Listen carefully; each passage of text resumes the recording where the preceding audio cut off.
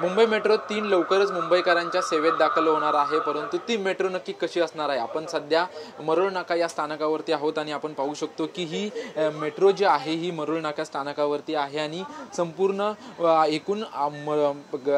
गोरेगाव आरेपासून ते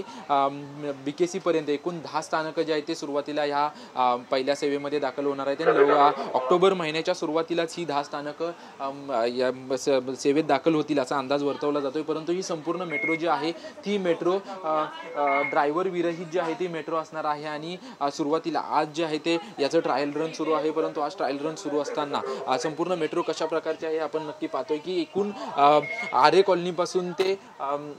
बँड्रापासून ते कुलाब्यापर्यंत एकूण 33 किलोमीटरचा प्रवास आहे आणि यामध्ये 27 स्थानकं असणार आहेत। त्याच्यापैकी 26 स्थानकं जी आहेत ही सर्व 26 स्थानकं जी आहेत ते भुयारामध्ये असणार आहेत, केवळ आरे स्थानक जे आहे ते भुयारात नसणार आहे। त्याच्यामुळे आपण पाहतोय की संपूर्ण ही मेट्रो जी आहे ही मेट्रो कशी असणार आहे आपण ही पाहतोय की संपूर्ण अत्याधुनिक सुविधा वापरून जी आहे या मेट्रोची तयारी करण्यात आली आणि या मेट्रोचं विशेष म्हणजे या संपूर्ण मार्गावरती ज्या गाड्या चालवल्या जाणार आहेत ह्या गाड्या देखील ज्या आहेत त्या गाड्या संपूर्ण भारतामध्ये बनवल्याच्या गाड्या आहेत आणि आपण पाहतोय की संपूर्ण अत्यावत सुविधा असलेलं हे मेट्रो स्थानक जे आहे ते स्थानक या ठिकाणी असलेलं आपल्याला पाहायला मिळते। मरोळ स्थानकावरती जे आहे ते मेट्रो स्थानकावरती आता सध्या आहेत आणि संपूर्ण मेट्रो जी आहे ती लोको पायलट विरहित ही मेट्रो नंतर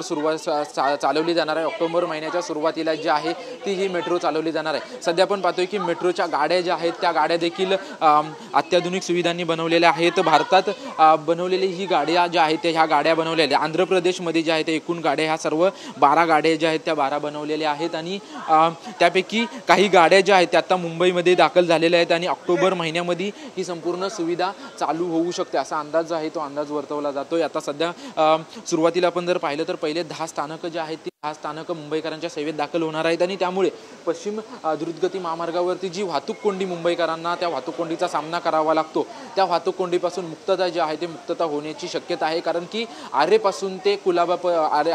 कुलाब्यापर्यंत एकूण 33 किलोमीटरचा प्रवास असणार आहे आणि त्यातला पहिल्या टप्प्यामध्ये 12.5 किलोमीटरचा प्रवास जो आहे तो सुरू होणार आहे आणि त्यामध्ये एकूण 10 स्थानकं असणार आहेत आणि 10 स्थानकांमध्ये सर्व स्थानकं जी आहेत ती भुयारामध्ये असणार आहेत। एकूण जमिनीपासून ते खाली एकूण 12 ते 15 मीटरपर्यंत जे आहे ते खाली भुयार असणार आहे आणि त्या भुयारामध्ये संपूर्ण मेट्रो चालणार आहे। आतापर्यंत आपण जर पाहिले तर वर्सोवा ते घाटकोपरपर्यंत आणि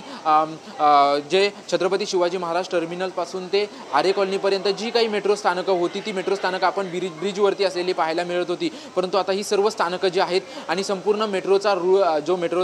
मेट्रो 3चा रूळ जो आहे तो संपूर्ण भुयारामध्ये असलेला आपल्याला पाहायला मिळेल। कॅमेरामन प्रेम म्हात्रेसह निवृत्ती वाबर, TV9 मराठी, मुंबई।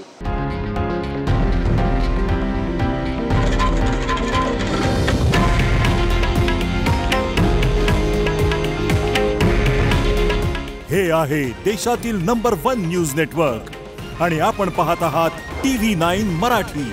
काळजी तुमची, हित महाराष्ट्राचं।